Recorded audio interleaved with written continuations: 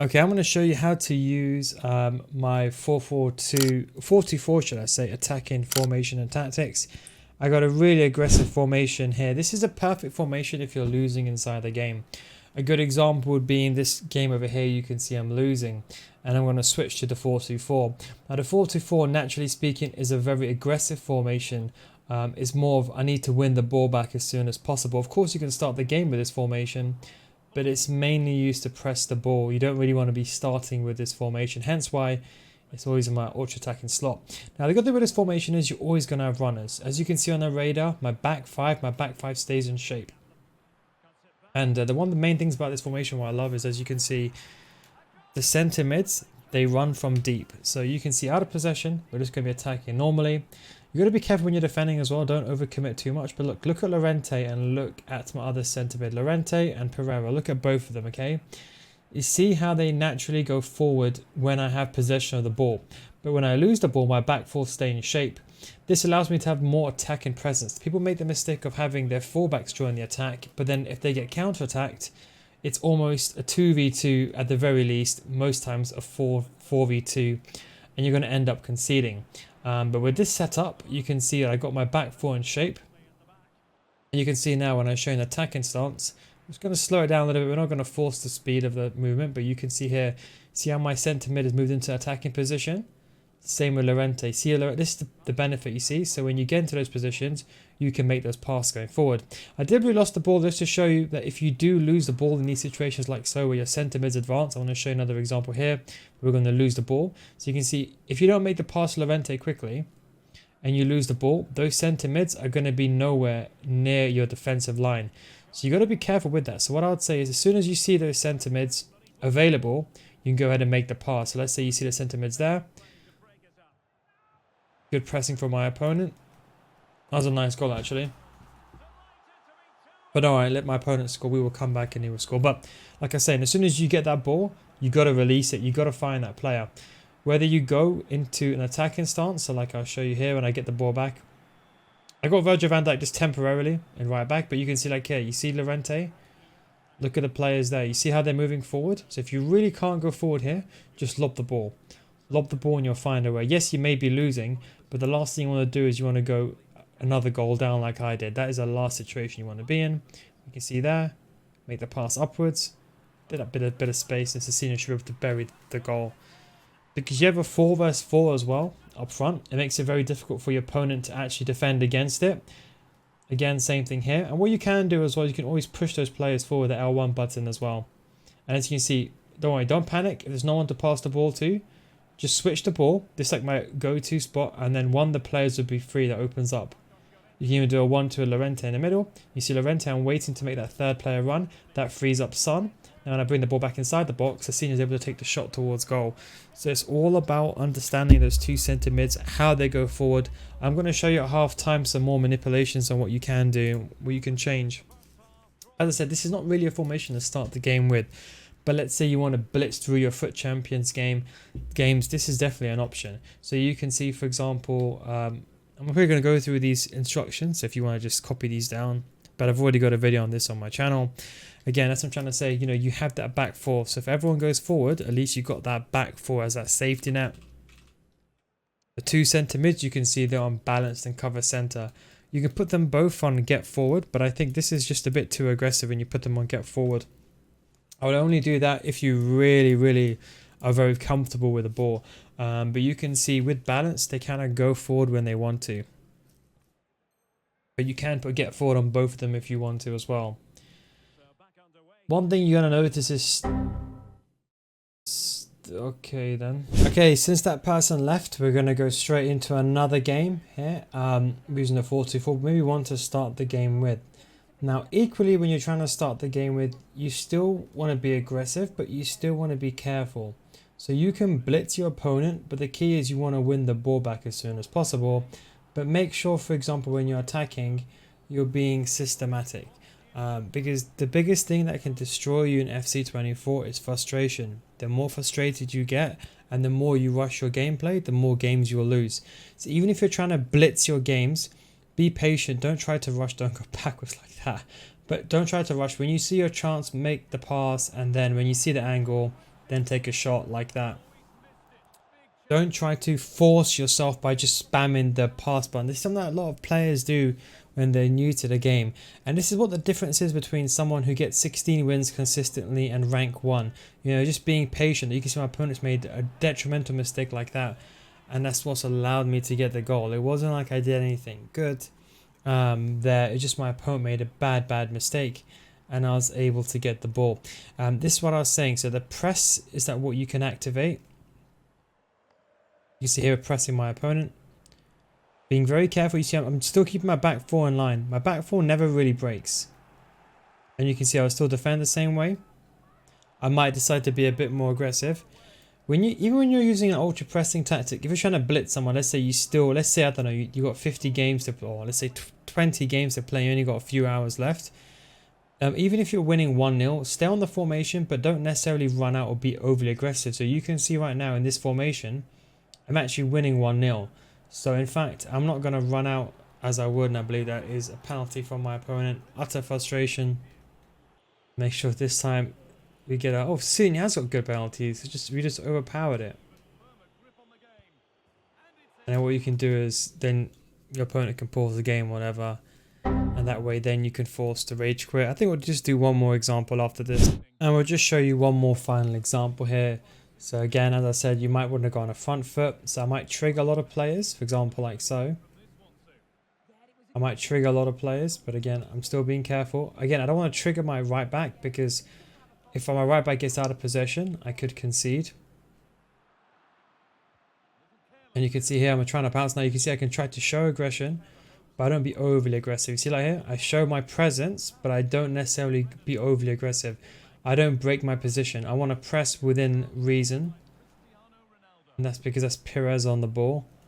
A player that I've subbed off. I'm purely using press for chemistry. But for example like here, I might double up and press like this. And you can see this way, you can play a bit riskier. And you can see I'm trying to force the win here. You can see, look here, as soon as I get the ball, I'm pressing L, I'm pushing the L1 button, pushing these players going forward. And Perez won't be able to make that. It's all about timing. Unfortunately, Perez is a bit slow. You can see here we've got the faster players on, so I can be more aggressive here.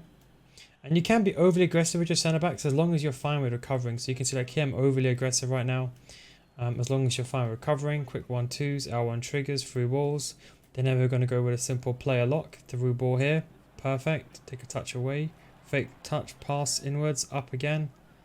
And unfortunately we just didn't take the best of touches there. So again, we're being overly aggressive here. But you see like that? That's what you got to be careful of, those swipes over there. That is why you need pace on the player and the knowledge of when to do tactical fouls. For example, like there. Well, to be honest, I generally thought that would have been a foul. Got a bit lucky with the ball there. I think I was more likely to miss that. I just got very fortunate. And you can see the same thing here. Hopefully you can get this goal in. Which is a senior. And I said at this point, I really wouldn't want to be too overly aggressive. So you can see I'm winning it again. I'm not at the point where I'm losing. So I'm just keeping the defense in line. And in fact, even though I'm trying to blitz my opponent, as I like to say, basically force a rage quit, I'm being very careful. That was a mistake. So you can see like here I lost the ball. So I'm just going to run back straight away with that player.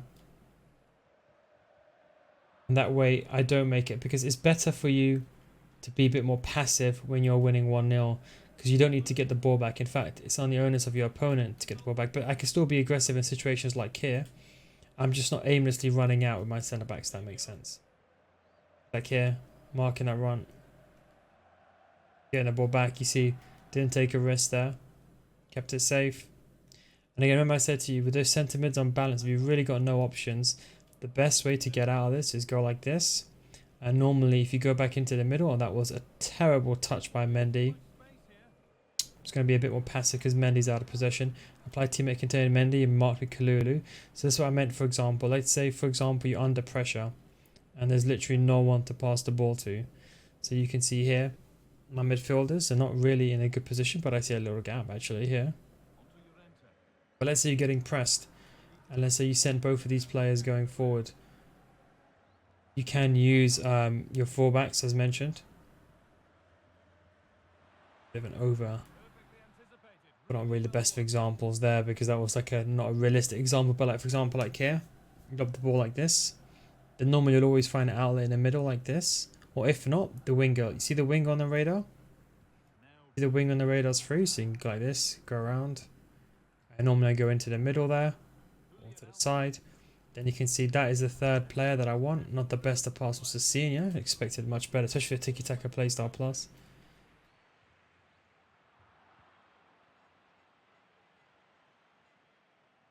Applying pressure here. Again, being careful now because you can see I'm trying to stop that pass across. That pass across is the most important. And let's say, for example, around 30 minutes, this might be the time to, for example, consider, okay, you know what, maybe I can't blitz my opponent here. If you can't get another goal, there's no guarantee that your opponent will leave in these situations. So you've got to be a bit careful. Maybe this might be the time to change to another formation. So I might go to like a more balanced 4-4-2, or maybe I might go to a 4-2-2, 4-2-3-1, any of those formations. Just because at this point, when someone's going to think, well, I've stayed all the way this half, why would I want to leave the game? Putting the goalkeeper out there. Just to keep a bit of an example here, we're just going to keep using the same formation. Rather, we're just getting unlucky here with the chances. This is Senior, nice finish from Senior. And you can see here now we force a rage quit. Now what I like to do is a bit of a nil guy's top tip. If someone is trying to rage quit, right? Some people like to kick the ball out of play. You can do that, but you never know. They might not want to rage quit. You don't actually know. So just play the ball normally. That's what I try to do. And you can see my opponent is not fully frustrated, but he's running out, bringing the goalkeeper out. So here I just really want to get that next goal there. I didn't. The last thing you want to do is let your opponent score now. This is the most important thing. Do not let your opponent score under any circumstance. If they score, they're definitely not leaving the game. So this is like for those that are just trying to really in a rush. Because some people, what they do is they leave their games very last minute deliberately. When they leave their games last minute,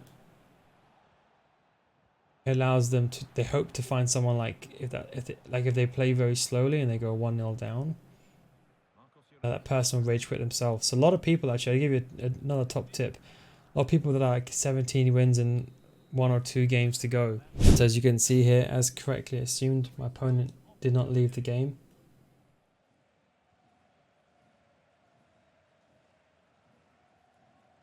And you see he's gone for a different approach. Applying the pressure but not being overly committing. And that's the benefit of having all those players on comeback and offense. Although it is a very attacking formation, those players on comeback and offense stops you from getting doubled up. You can see the player choice. You can see Kalulu with the run and jockey there, get away with it. Alvarez just waiting. Not the best of passes to, I tried to get it through. Kalulu wins the ball again. Now Kalulu is my centre back, so I've got to be careful. So I'm only going to risk this because there's such a good chance of scoring a goal here, like this. Otherwise I'll normally not risk losing the ball there. Be careful from corners as well. Not panicking. So the pass in the middle. And if you're like a skillful player, it's even better because one thing I like to do as well, even though I don't really use skill moves myself, but I like to gravitate around the box like so, find a chance, do some sort of skill move to give myself the angle, and then pierce and go for the goal. And as long as you mix it up every single time, it makes it more and more difficult. You know, let your opponent think you're doing the same thing, but don't.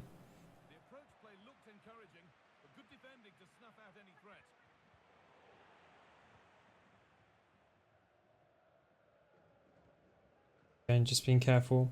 Now, this is a time that I would normally definitely change formation. There was absolutely no need here to stay on this formation because you can also stamina is also getting affected like so. And you can see that's a bit of a mix and match and a bit of a trickery there to send the goalkeeper the wrong way. Kind of like giving the eyes in real life. And then actually, I was expecting a goalkeeper movement there. That's more of like a top higher level pattern that you would see. That naturally most players will move their goalkeeper just to cover that side to get that guarantee. And being very, very careful. The green time shot for my opponent. Keeping it safe. And that was a good goal, to be fair. Eusebio, what a card he is. And you can see I've conceded a goal. So I've got to be very, very careful. I don't want to take a big risk. But sometimes your opponents can get confidence. More confidence than you want to. So let's say your opponent does score. I like to dampen their belief. Is the word that the terminology that I've coined together. Dampen their belief. And the way that I do that is a lot of, so like, don't rush to get the ball. When you get the ball naturally, and it's what you see a lot of top tier rank 1 players do as well. I did that deliberately to bring that player backwards, and I knew that would go out for either go to my player or go out for a throw in. So what I mean by dampen their ability, so what you can do is, you see this a lot on the top tier scene, even in the pro scene, that you switch the ball. Now normally a good way is, you switch the ball about 2-3 times. It makes it very, very difficult, because your opponent's going to be like, and to be honest, even I say this as well, is this person really playing like that? You can see, look here, that's a bit unfortunate. I thought I won the ball there. Mistake from me losing the ball, actually. Rarely seen him with that Podolski card. Made a big mistake there. So I'm going to cut back. Yep. Ball back here. No one trigger. And again, if you have that ability, the player lock is very, very good.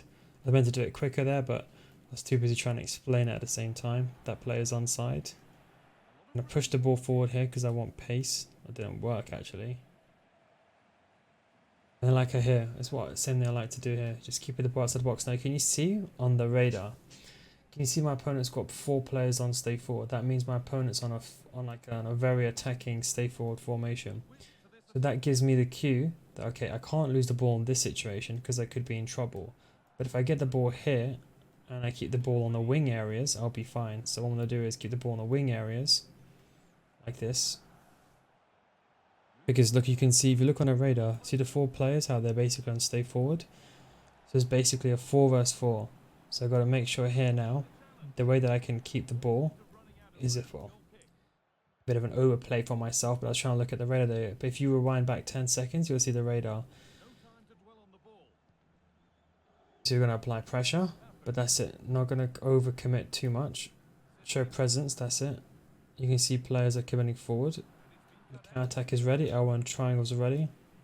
Now this time, I'm looking at the goalkeeper. Is he bringing the goalkeeper? He's not. He or she's not. And that was completely to the wrong player. That was actually the other player that was more obvious. And being careful.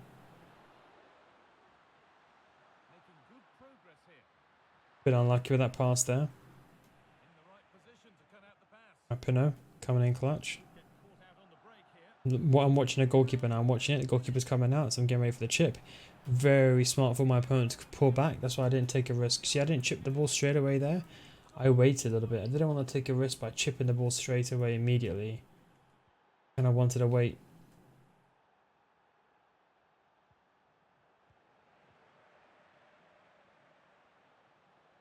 I'm going to go for the cheeky one. Too far. Definitely too far. And you can see basically it's like a 4v4 at the front and at the back. And again, you can always use a CDM like this if you're really, really in trouble. That way you kind of have that extra line. Extra safety net. Nice dummy there. I'm waiting for Rapinoe to make that run. I'm going to put 10. Disguise it. Oh, not the best of passes for me. That was bad aiming from me. Go back. And to make the pass. Don't make it. And not the best touches. But yeah, that is how I played at the 44. Hope you enjoyed a bit of some gameplay examples. Thanks for watching. And of course, catch you next time. Peace.